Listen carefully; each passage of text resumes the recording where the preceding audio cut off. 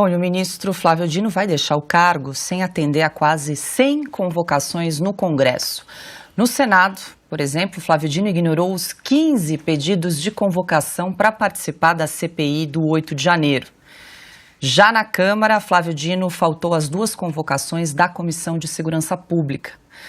E aí, Silvio, será que esse comportamento aí de deboche, descaso do Flávio Dino aí com o Congresso pode impactar de alguma forma aí na aprovação da indicação de Flávio Dino? Lembrando que a CCJ, a Comissão de Constituição e Justiça no Senado, composta aí por 27 senadores, então é preciso a maioria simples, né, para aprovar o nome de Flávio Dino. Se todos comparecerem, então são necessários 14 votos para que a CCJ aprove o nome do indicado de Lula. Silvio. Eu acho que você falou pode, eu diria deve, né, Paula? Se os senadores entendessem que eles estão diante de uma chance histórica para a própria biografia deles, diante do momento que o país está vivendo, eles imediatamente declarariam o seu voto aberto, porque nós estamos falando de votações fechadas, secretas. O Senado ainda é a casa das votações secretas para qualquer tipo de indicação, não é só ministro do Supremo Tribunal Federal. Para outras instituições também, o voto é secreto. Mas o senador, nesse momento, por uma questão de brio, por uma questão de moral e principalmente em respeito ao seu eleitor, porque 1/3 da casa ainda tem mais 7 anos de mandato. O restante tem que cumprir a segunda metade do mandato, mas é muito tempo. Deveria se apresentar ao seu eleitor e dizer: eu vou votar a favor ou contra a indicação do Flávio Dino para o Supremo Tribunal Federal. Mas, infelizmente, a tradição diz o contrário. E como é preciso maioria simples, provavelmente o Flávio Dino hoje larga em vantagem. A oposição tem trabalhado para tentar conscientizar aqueles pares da necessidade de se reconectar com a sociedade. Então, a pergunta que fica é também para quem está do outro lado da tela. Você se lembra que você votou para o Senado na sua última eleição, por exemplo? Ou na anterior?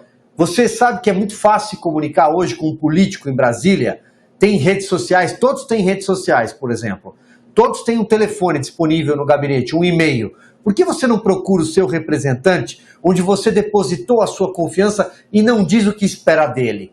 Até porque ele provavelmente pretende voltar às urnas. Se não no ano que vem, talvez em 2026, talvez em 2030, não sei, mas em algum momento. E ele está lá porque você depositou confiança nele. Esse é o recado que a população que está voltando para as ruas, que está perdendo o medo depois de tudo que aconteceu no dia 8 de janeiro, esse é o recado que precisa ser dado. Porque, eu repito, do ponto de vista de tradição e matemática, é muito simples o nome do Flávio Dino passar. Ele já, inclusive, tem dito que terá mais de 50 votos no plenário e que já tem maioria na CCJ.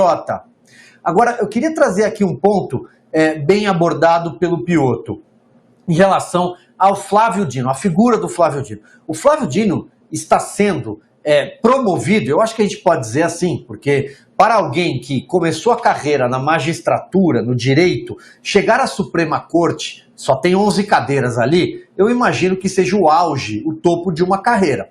Então ele está sendo promovido pela incompetência.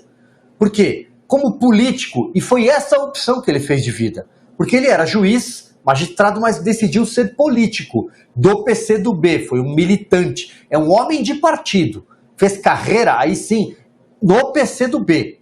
Foi governador do Maranhão e entregou o Maranhão com o pior IDH do Brasil, maior número de dependentes do Bolsa Família do Brasil. A segurança pública no Maranhão, quem é maranhense, eu vou repetir o que falei aqui ontem, eu convido a participar do nosso chat, eu convido a interagir com a gente e dizer se sente seguro, se caminha em segurança em qualquer município do Maranhão. É evidente que não. Qual é a situação dos presídios no Maranhão? É lamentável.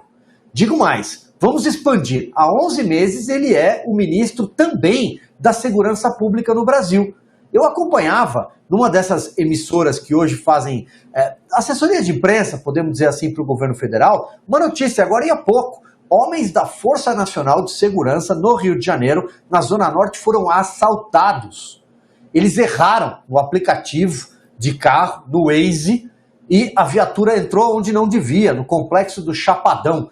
Parece que fica na Zona Norte. Eles foram assaltados. Então, quem é que entra numa favela sem escolta hoje no Brasil? Só o ministro Flávio Dino. Essa é a primeira pergunta a ser feita, por exemplo, na sabatina dele. É provável que seja a sabatina mais extensa da história. A maior até hoje foi a do Luiz Edson Fachin. 12 horas e 25 minutos. Depois temos longas sabatinas também em relação ao Alexandre de Moraes e ao Cássio Nunes Marques. Mas espero que essa seja a primeira pergunta. Por que os homens da Força Nacional no Rio de Janeiro são assaltados quando entram dentro de uma área dominada por facção criminosa? E não adianta tentar reagir dizendo que quem pergunta isso não gosta de pobre. Pelo contrário, os trabalhadores, os pagadores de impostos ou as pessoas muito pobres que estão ali são reféns do tráfico. Mas ele entra sem escolta, a polícia não. Essa é a primeira pergunta a ser feita. A segunda pergunta é, por que o senhor não demitiu os seus assessores que receberam, não uma, mas mais de uma vez, a dama do tráfico, a mulher que é casada com um dos líderes do Comando Vermelho, a segunda maior facção criminosa do Brasil, com ramificação em 13 estados, principalmente, de novo, no Rio de Janeiro.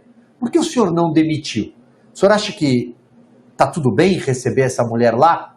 Só cobrou explicações? São suficientes as explicações? Isso para parar em duas perguntas. Eu acho que ele não tem resposta para nenhuma delas, pelo menos satisfatória. E aí eu finalizo. Onde é que estão as imagens do dia 8 de janeiro? Vamos passar limpo essa história. Antes do senhor chegar ao Supremo Tribunal Federal, que julga pessoas, inclusive que estão morrendo na cadeia por causa do 8 de janeiro, entregue as imagens. Não diga que elas simplesmente sumiram. É muito pouco para alguém que vai ocupar uma das principais cadeiras hoje do país, a cadeira de ministro do Supremo Tribunal Federal.